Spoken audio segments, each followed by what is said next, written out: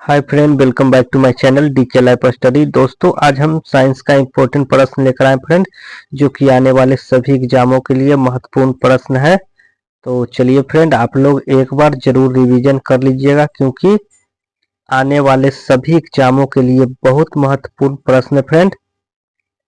तो चलिए देखते हैं पहला प्रश्न है, फर्मी वह मात्रक है जो व्यक्त करती है। तो इसका सही आंसर हो जाएगा डी नंबर, लंबाई का। अगला प्रश्न देखिए, अगला प्रश्न फ्रेंड, प्रकाश वर्ष है। तो प्रकाश वर्ष, इसका सही आंसर हो जाएगा ए नंबर, वह दूरी है जो प्रकाश एक वर्ष में तय करता है। अगला प्रश्न देखिए, प्रकाश वर्ष मात्रक है, इकाई है, मात्रक इकाई है। तो इसका सही आंसर हो जाएगा सी नंबर, दूरी का। अगला प्रश्न देखिए फ्रेंड, प्रकाश वर्ष इकाई है। तो इसका सही आंसर हो जाएगा ए, दूरी की।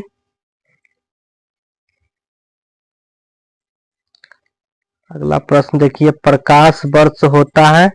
तो प्रकाश वर्ष होता है फ्रेंड, एक वर्ष में प्रकाश द्वारा तय की जाने वाली दूरी को ही प्रकाश वर्ष कहते हैं, याद रखिएगा।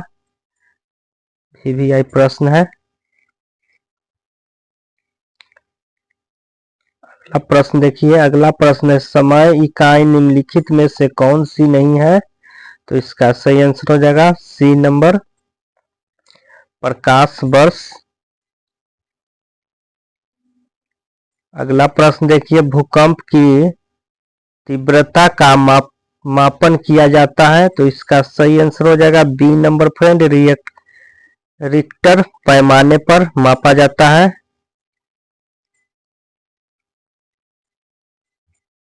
अगला प्रश्न देखिए, निम्न में से कौन सी राशि रिएक्टर पैमाने पर मापी जाती है। तो इसका सही आंसर हो जाएगा सी नंबर, भूकंप की तीव्रता मापी जाती है। अगला देखिए, पार्सेक इकाई है। तो पार्सेक इकाई है दूरी की, याद रखिएगा।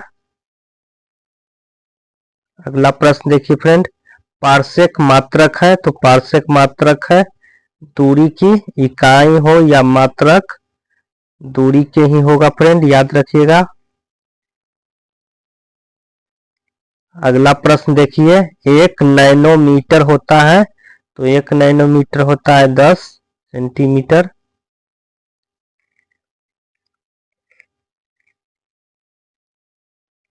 अगला प्रश्न देखिए फ्रेंड, प्रकाश वर्ष निम्नलिखित की इकाई है। तो इसका सही आंसर हो जाएगा डी, दूरी की इकाई है।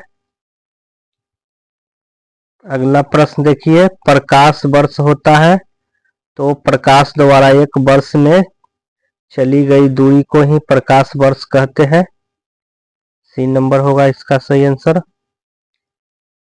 अगला प्रश्न देखिए, प्रकाश वर्ष इकाई है। तो प्रकाश वर्ष इकाई है दूरी की।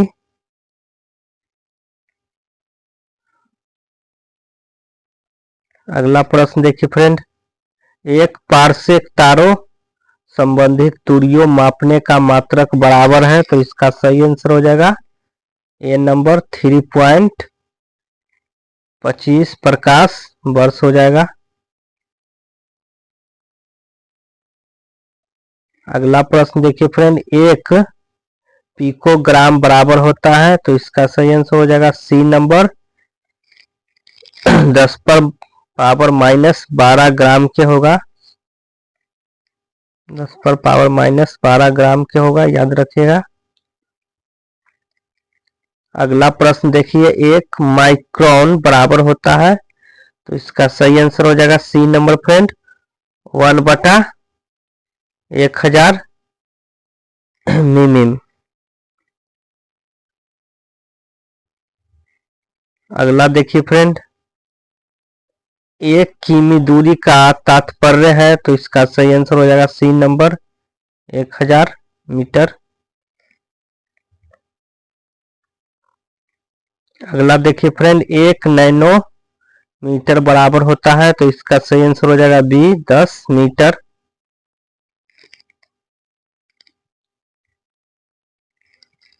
अगला प्रश्न देखिए, लंबाई की सबसे छोटी इकाई है, तो लंबाई की सबसे छोटी इकाई सी हो जाएगा फ्रेंड, याद रखिएगा। फॉर्मी मीटर, फर्मी फर्मीर मीटर।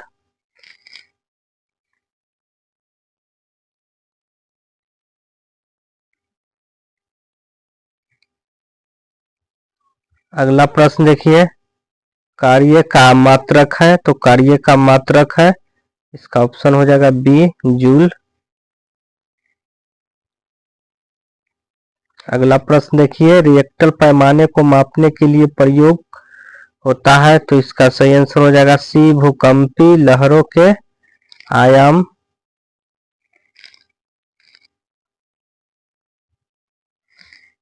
अगला प्रश्न देखिए फ्रेंड, डेसिबल इकाई का प्रयोग जिसमें मापने में होता है वह कहलाता है, तो डेसिबल को इकाई को मापने के लिए होता है, ऑप्शन नंबर सी हो जाएगा, ध्वनि की तीव्रता।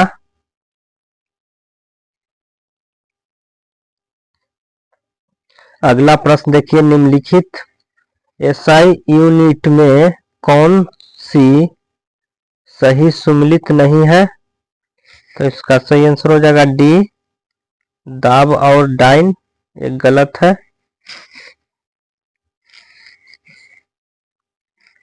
अगला प्रश्न देखिए फ्रेंड, अगला प्रश्न है, इलेक्ट्रॉन वोल्ट इकाई होती है, तो इसका सही आंसर हो जाएगा बी, ऊर्जा की।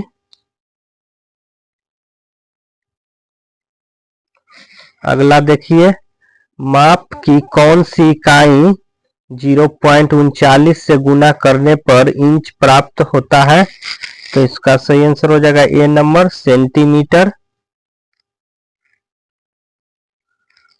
अगला प्रश्न देखिए फ्रेंड, निम्नलिखित में से कौन सी सदिश राशि है, तो इसका सही आंसर हो जाएगा सी नंबर फ्रेंड, विस्थापन। अगला देखिए, यांत्रिक ऊर्जा की एसआई इकाई क्या है, तो इसका सही आंसर हो जाएगा B, Newton second. Sorry friend, B होगा जूल। इसका जो आंसर हो जाएगा वो हो जाएगा जूल हो जाएगा। यांत्रिक ऊर्जा की ऐसा इकाई होता है जो जूल होता है फ्रेंड।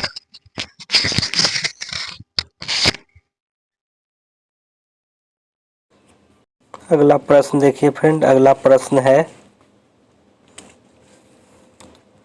जूल ऊर्जा से किस तरह से संबंधित है जैसे पास्कल संबंधित है, तो इसका सही आंसर हो जाएगा ए, दाब। अगला प्रश्न देखिए, अगला प्रश्न है, प्रकाश की गति है, तो प्रकाश की गति है, इसका ऑप्शन नंबर सी हो जाएगा फ्रेंड, 3 × 10⁴ मीटर सेकेंड हो जाएगा। अगला देखिए, अगला प्रश्न है, चंद्रमा की सतह से एक चट्टान को पृथ्वी पर लाया जाता है तब इसका आंसर हो जाएगा डी नंबर, इसका भार बदल जाएगा परंतु द्रव्यमान नहीं बदलेगा। अगला प्रश्न देखिए, तेल का एक बैरल निम्न में से लगभग कितना होता है, तो सही आंसर हो जाएगा ए नंबर, 159 लीटर। अगला प्रश्न देखिए, अगला प्रश्न है, वायु की गति निम्नलिखित के द्वारा नापी जाती है, तो इसका सही आंसर हो जाएगा एनीमोमीटर से, ए नंबर। अगला प्रश्न देखिए, हवाई जहाज तथा तोपों की गति नॉट में प्रदर्शित की जाती है, तो 100 नॉट की गति होगी, तो इसका सही आंसर हो जाएगा ए नंबर, 115 मील प्रति घंटा के बराबर होगा।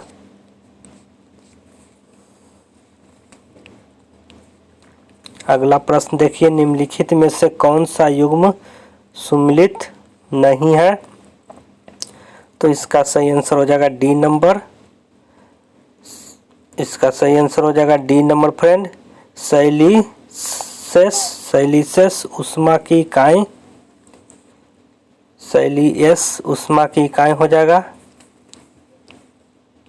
अगला प्रश्न देखिए, अगला प्रश्न है, 1 किलोवाट घंटा का मान होता है, तो इसका आंसर हो जाएगा बी नंबर फ्रेंड, 3 × 6 3.6 इंटू 10⁻6। अगला देखिए चालक की वैद्युत प्रतिरोधकता की इकाई है, तो इसका सही आंसर हो जाएगा डी नंबर, ओम हो जाएगा फ्रेंड। अगला देखिए यह मूल एसआई मात्रक नहीं है, तो सी न्यूटन हो जाएगा।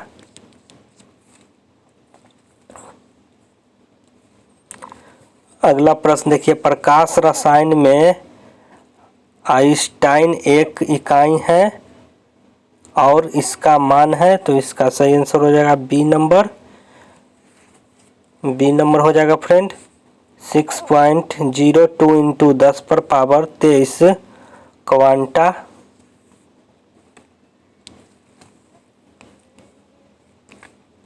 अगला प्रश्न देखिए 1 किलोग्राम सेमी दाब समतुल्य है, तो इसका सही आंसर हो जाएगा ए 1.0 वार।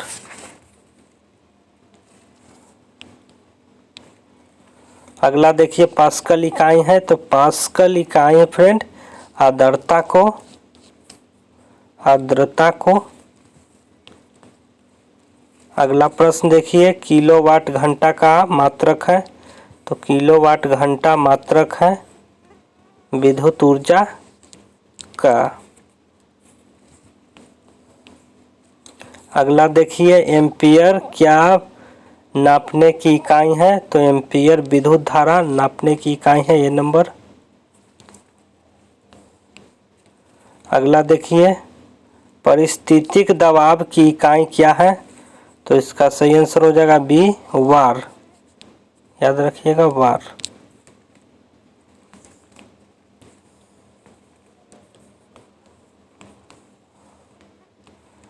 अगला प्रश्न देखिए बल का मात्रक है, तो बल का मात्रक न्यूटन होता है फ्रेंड, याद रखिएगा।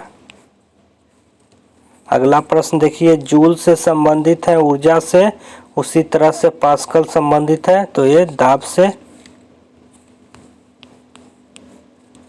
अगला प्रश्न देखिए वैद्युत, तो वैद्युत है फ्रेंड सी नंबर न्यूटन बटा कूलाम। अगला प्रश्न देखिए निम्न में से कौन सा चुंबकीय क्षेत्र की इकाई नहीं है, तो इसका सही आंसर हो जाएगा डी नंबर वेबर। अगला प्रश्न देखिए निम्नलिखित में से किसे 1500 डिग्री सेंटीग्रेड से अधिक ताप हेतु प्रयोग में लाया जा सकता है, तो इसका सही आंसर हो जाएगा डी पायरोमीटर का। अगला देखिए पायरोमीटर का प्रयोग करते हैं तो तापक्रम नापने में किया जाता है सी नंबर। अगला प्रश्न देखिए पायरोमीटर निम्नलिखित को मापने के लिए प्रयोग में लाया जाता है, तो उच्च तापमान के लिए ए नंबर हो जाएगा। अगला प्रश्न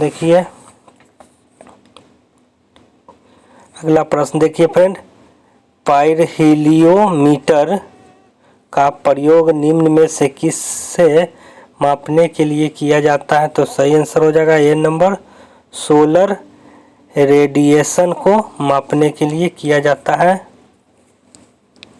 अगला प्रश्न देखिए फ्रेंड डेसिबल किसे मापने के लिए प्रयोग में लाया जाता है, तो इसका सही आंसर हो जाएगा सी नंबर वातावरण ध्वनि के।